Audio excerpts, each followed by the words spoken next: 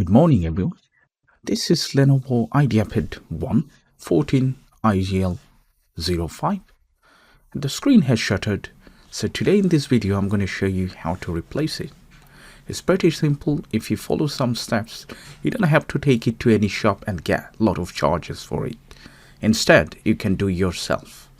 So first of all, you should have the right replacement and a couple of tools, and then you can perform this replacement by yourself.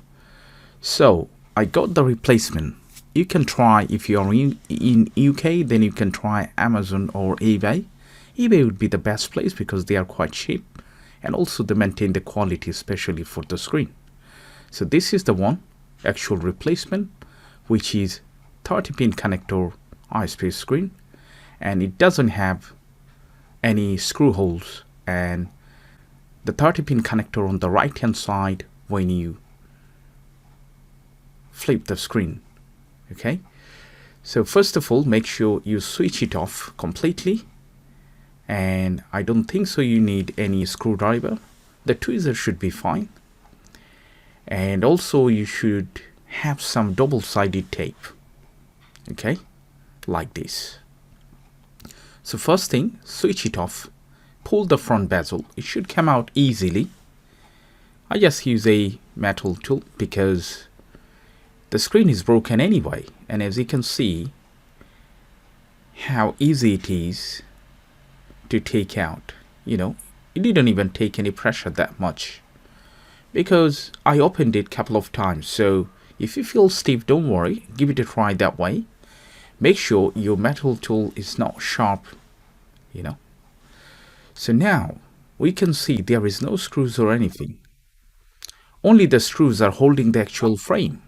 So we don't need to touch into the screw. Instead, we can see some sort of tape on the left hand side, another one on the right hand side. Okay, so you're going to start from here. We're going to rule out that one because this is the adhesive pulling back the screen into the place. Okay, so we must have to pull this off gently like that. It's going to come out, and we can't reuse it, by the way, so let's put it on the side, and then we need to do the same thing on the left hand side. Just roll it up gently. It's quite flexible, so gently pull this. Should come out, and your screen is free now. We can put it down easily without any pressure or anything, as you can see. That's how simple it is.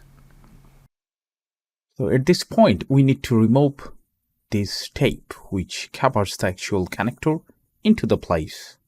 That is 30-pin connector.